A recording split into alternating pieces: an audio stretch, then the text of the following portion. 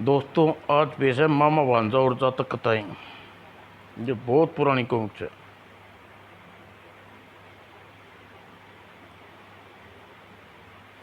एक शाम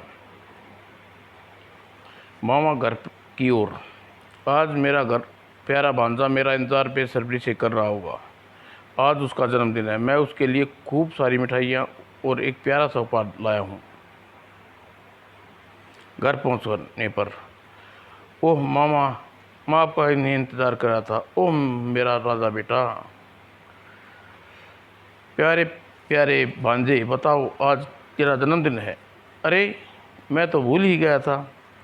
जल्दी से जा और अपने दोस्तों को बुला कर ला। जानता है मैं तुम्हारे लिए प्यारा सा केक और मज़ेदार मिठाइयाँ लाया हूँ। अभी बुला कर लाता हूँ। मगर आप कहानी भी सुनाएंगे ना? अरे भांजे, वादा है बस। और भांजा अपने दोस्तों को बुलाने गया, तब तक मामा ने कमरा सजा दिया और दोस्त फिर आ गए। पार्टी शुरू हो गई। Happy birthday to you, happy birthday to you. मामा ने भांजे को उपहार में दी एक खूबसूरत कलाई घड़ी। सब बच्चे केक और मिठाई खाने लगे। मामा जी, कहानी हमें सुनाइए ना मामा जी। हाँ हाँ, सुनाता हूँ, सुनो सुनो। वाराणसी का राजा की वाटिका की देखरेख एक स्वामी भगत माली करता था। एक बार, मित्र, कल से नगर में उत्सव हो रहा है। बड़े मज़ेदार कार्यक्रम होंगे न? हाँ, काश मैं भी वहाँ जा पाता। क्या तुम वहाँ नहीं चल रहे? चलना तो चला जाऊँगा तो बाग कौन सींचेगा? बात तो ठीक है। अच्छा, मैं चलता हूँ। बेचारा माली उदास होकर बाग में बैठ गया। हे भगवान, आज आज मगर मेरा बेटा होता तो कितना अच्छा होता। वह कम से कम संभाल लेता और मैं मज़े से उत्सव देखता। तभी माली के पास एक बंदर आया। माली जी, आप इतने उदास क्यों हो? क्या बंदर, क्या करूं बंदर भाई? बात यह है कि अगर कल नगर उत्सव हो रहा है, मैं वहां जाना चाहता हूं, मगर मेरी अनुस्मृति में इस बाग को सींचने वाला कोई नहीं है। बस इतनी सी बात है। मुंह फुलाए बैठे हो। अरे भाई, आखिरकार हम किस खेत की मूली हैं? सिंचाई हम कर देंगे, तुम जाकर मज़े ले आओ। सच, तुम कितना अच्छा है बंदर भाई।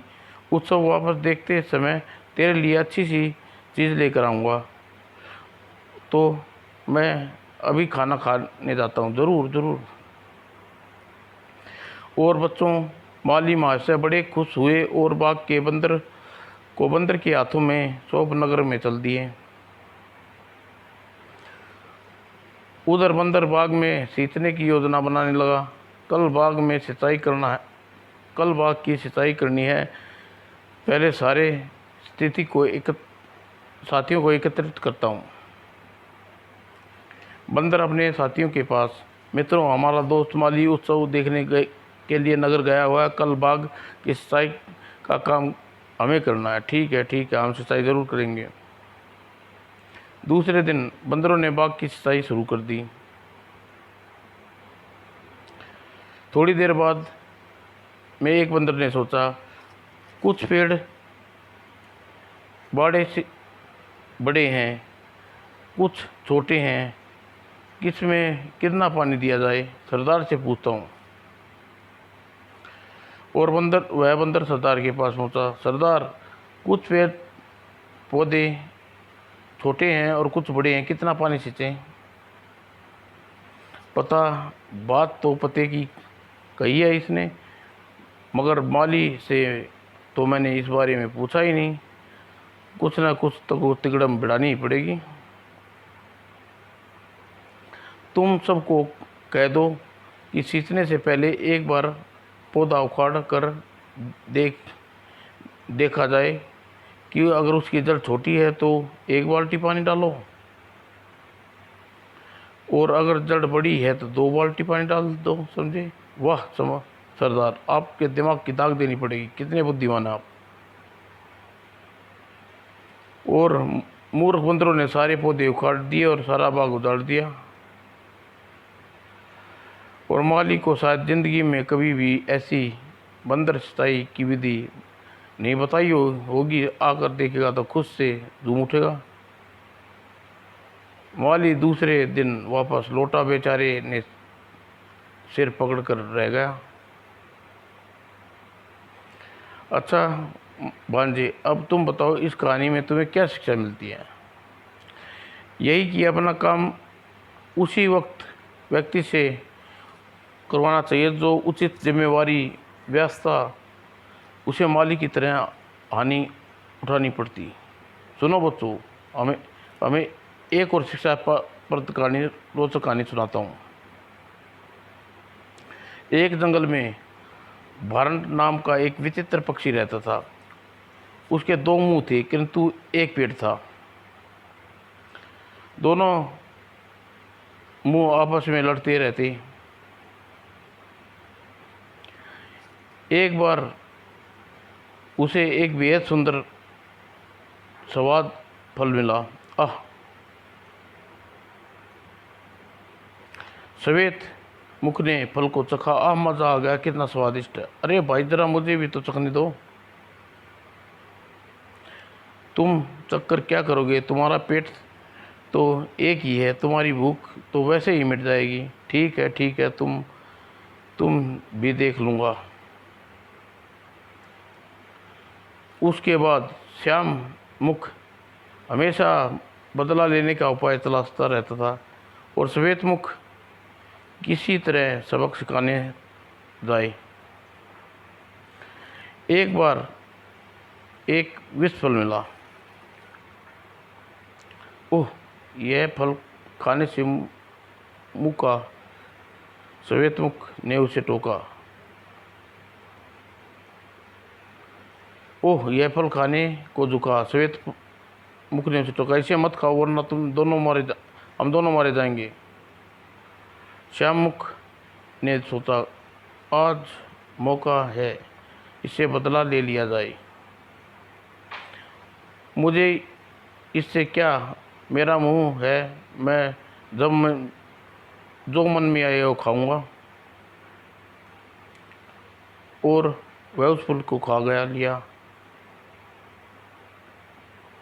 और बच्चों, श्यामुख का फल खाना और भारंड पक्षी का तुरंत मृत्यु हो गई।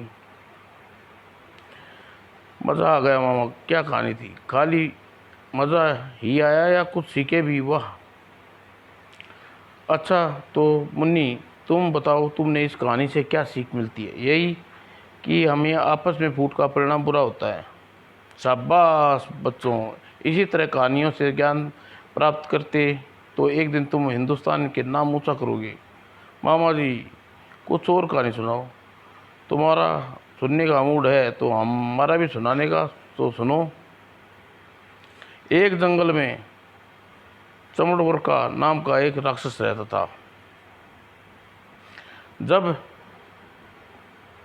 जब भी कोई राहगीर उधर से गुजरता तो वह उस पर टूट पड़ता और उसे मारकर कच्चा खा जाता। खबर बिजली की तरह फैल गई। सुना तुमने, चमड़कर्ता ने एक अपने नैन सुख को मार डाला। आगे मत जाना भैया, चमड़ सुखा मार डालेगा। बच्चों, एक बार एक भला भटका पंडित उस जंगल से गुजर रहा था। पेड़ पर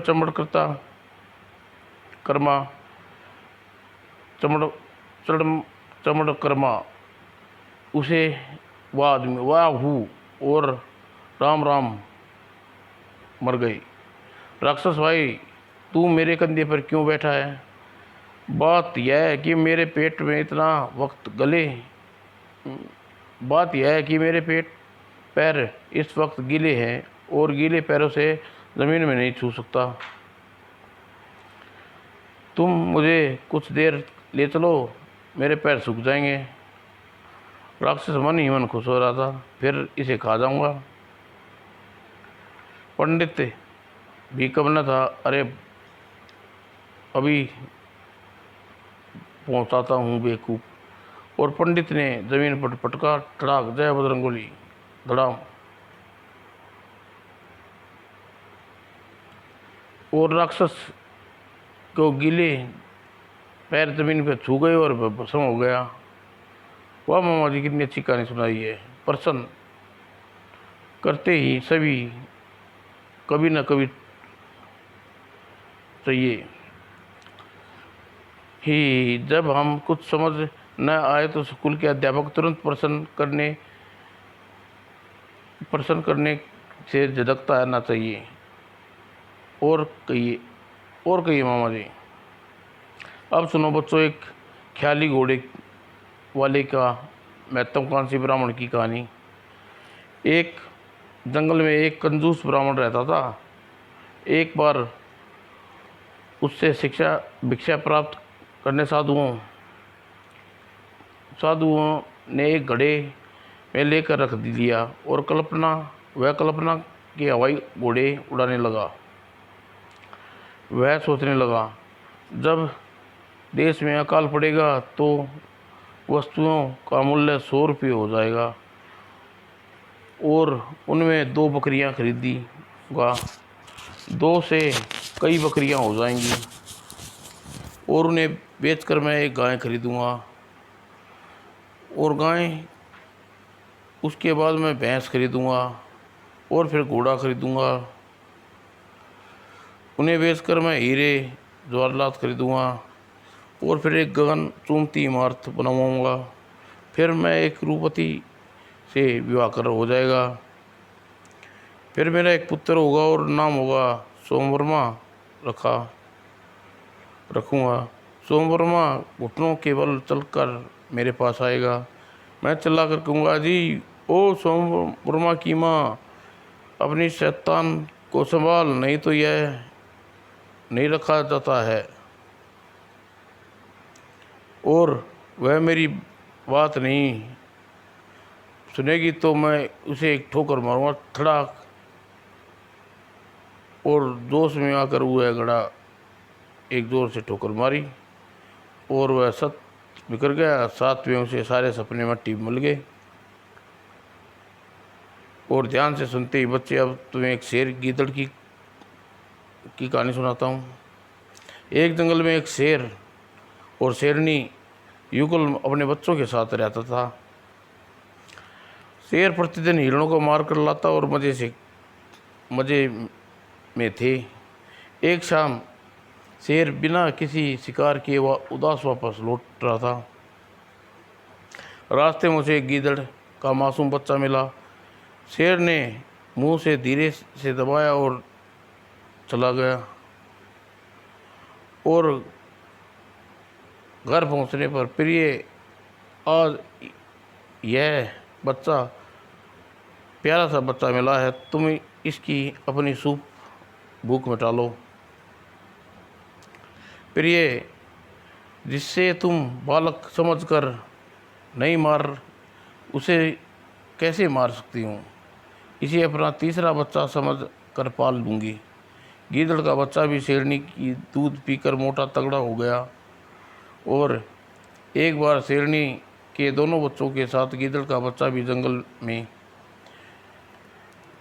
फिर सामने एक मतवाला हाथी, चलो इसे मार गिराएं। बाप रे! गीदड़ ने उसे समझाया, यह हमारा शत्रु नहीं है, शत्रु से दूर रहना ठीक है, चलो भाग लो, घर चले चलो। और घर पहुंचकर शेर के बच्चे गीदड़ की खूब हंसी उड़ाई। मैं बहादुरी में विद्या का कौशल सिखा रहा था, उनसे कम हूँ। वे मेरी हंसी उड़ाते हैं, मैं उन्हें जान से मार दूंगा। तू बहादुर है, विद्वान भी है, लेकिन जिस कुल में तू पैदा हुआ है हाथी नहीं मारे जाते और तू वास्तव में गीदड़ का बच्चा है। मैंने तुझे अपना दूध पिलाकर पाला है। पहले तू भाई की सच्चाई जान ले और सर्व जातियों से मिल जा। और सियार को वहाँ से तुरंत भाग गया।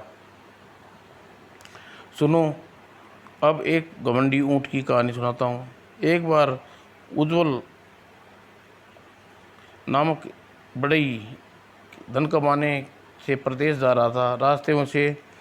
रास्ते में जंगल में उसने देखा, अरे लगता है ऊँटनी ने बच्चे को जन्म दिया है।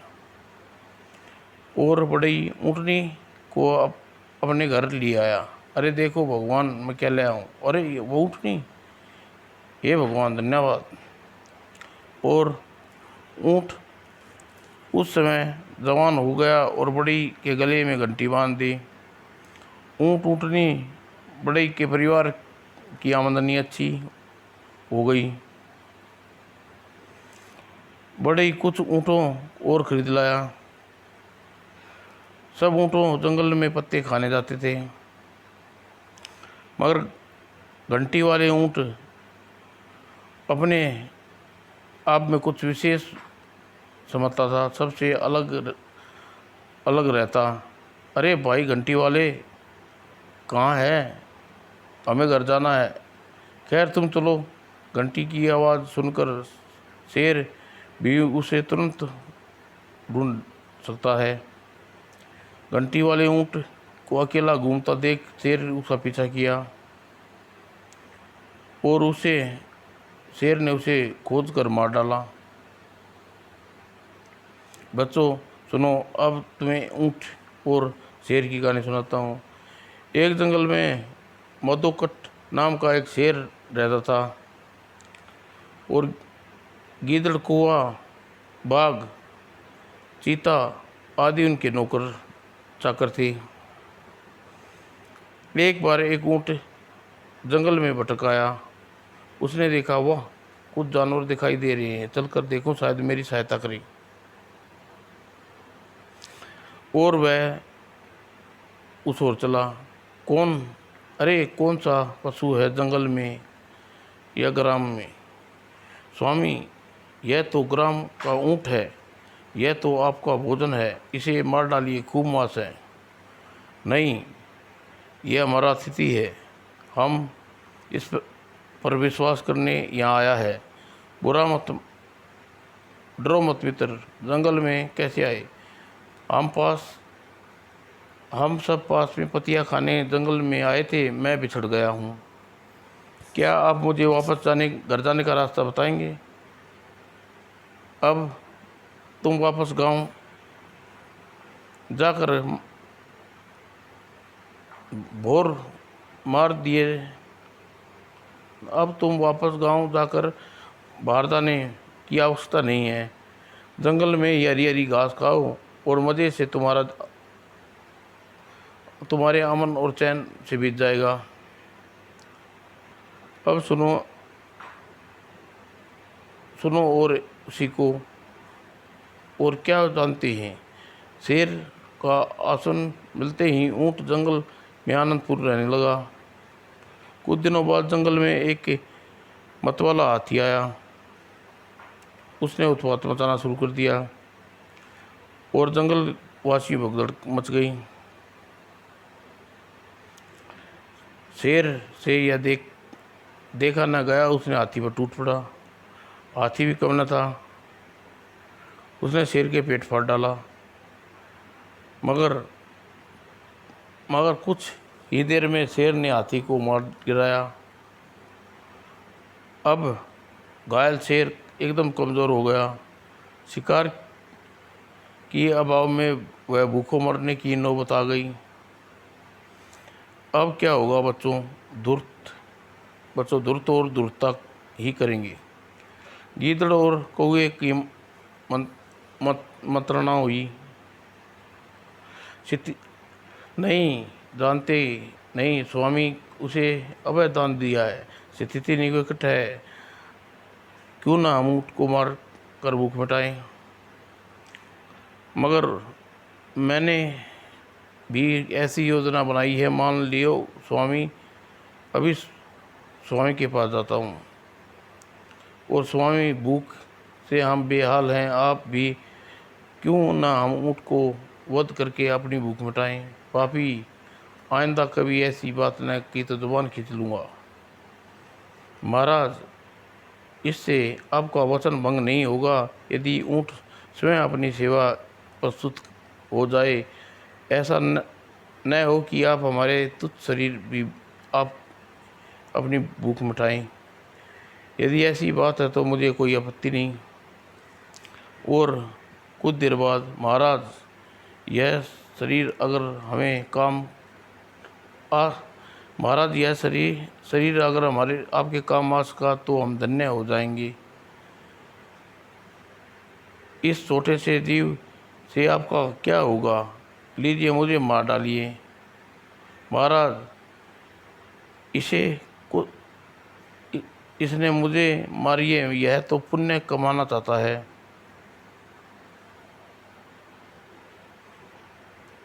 ऊँट ने भावुक हो गया, नहीं नहीं, पुण्य मुझे कमाने दो। और वे सब इसी ताक में थे और सब ऊँट पर टूट पड़े। ले भाई, तू कमा पुण्य। बच्चों, अब तुम्हें एक बहुत शिक्षाप्रद कहानी सुनाऊंगा। सीतापुर नामक एक गांव में शिवजी का मंदिर था। तामचुंड नाम का एक साधु वहाँ पुजारी था। वह प्रतिदिन गांव में जाकर भिक्षा मांगता और शाम को मंदिर में बैठकर भोजन कर लेता। बचे कुचे खाने को भिक्षा पात्र में रख देता और उस पात्र को ऊंचा टांग देता। वहीं एक चूहे का बिल था। वो तो बात है, तो यह बात है तामचुंड जी। और तामचुंड सो जाता गया। बिल से अन्य चूहा निकला। मित्रों, देखो, वह खूंटी पर खाना टांग देता है। एक चूहा बोला, स्वामी, आप चाहें तो उस पात्र तक पहुंच सकते हैं। कृपा आपको कुछ खाने को मिल जाएगा। चूहा सरदार बोला, ठीक है मित्रों, मैं जाता हूँ। और सरदार चूहा अलग उछला और पात्र तक पहुँच गया और खाद्य सामग्री नीचे गिरा दी। और कई दिनों तक यह काम चलता रहा। दोबारा काम तक परेशान था। आखिर भिक्षा पात्र का भोजन रात को चला कहाँ जाता है। एक रात तामचुंड ने चूहों को देखा। ओह, तो यह बात है, क्या किया जाए? कोई उपाय तो करना ही होगा। अगले रोज वह एक सांस ले आया और वह भिक्षा पात्र को खटखटाने लगा। चूहे की उसके पास आने की हिम्मत नहीं होती। चूहा सरदार परेशान था। कम वक्त रात भर खटखटाता रहता है। और तामचुंड की तरकीब सफल हो गई और खुश था। हुआ तामचुंड, तेरा जवाब नहीं। एक बार मंदिर में एक सन्यासी आया। आइए श्रीमान। और तामचुंड ने उसका खूब स्वागत किया। मगर तामचुंड के साथ वह भिक्षा पात्र वह खटखटाता रहा। यह इसे क्यों? शायद यह इसे मेरी बातों में रुचि नहीं है। दोनों में देर तक धर्म चर्चा होती रही। सन्यासी इससे अपना अपमान समझ गया। मित्र, तुम मेरी बात नहीं सुन रहे। यदि मैं तुम्हारी इज्जत नहीं करना चाहते तो यहाँ से चला जाता हूँ। तामचुंड ने डरते हुए उत्तर का प्रश्न दिया, मित्र, मैं तुम्हारा अनंत मित्र। जब मेरी इज्जत करता है तो परेशानी के कारण दूसरा है। वह यह है कि यहाँ एक चूहा खूंटी पर भिक्षा पात्र में से खाद्य सामग्री चुरा कर खा जाता है। उस चूहे को डराने के लिए मैंने भिक्षा पात्र को खटखटा रहा था। यह चूहा उछल कर बिल्ली और बंदर को भी मार दिया। ऐसा चूहा तो कभी नहीं देखा, कोई रहस्य में है, रहता हो कहाँ है, चलिए बताता हूँ। और वह चूहे को अनेक साथियों के साथ सहित यहाँ रहता है। तुम जरा एक फावड़ा लेकर आओ। और सन्यासी ने बिल तोड़ दिया और फिर चूहे वहाँ से निकल कर भागे।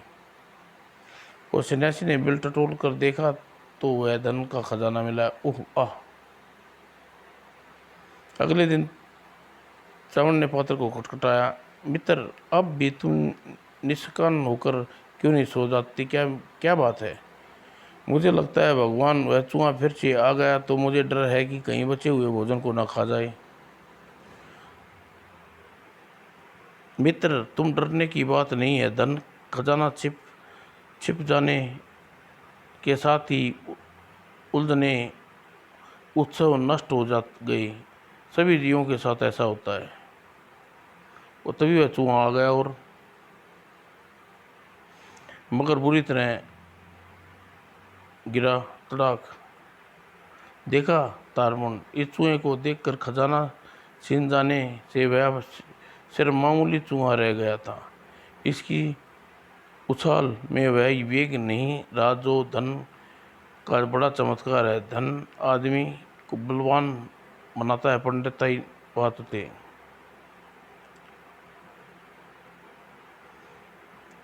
कहानी खत्म बच्चों। अब धन कमाओ, समझदार बनो और इसी तरीके से कहानी तुम्हें अपनाओ और यह मेहनत स्वार्थ। अब सो जाओ।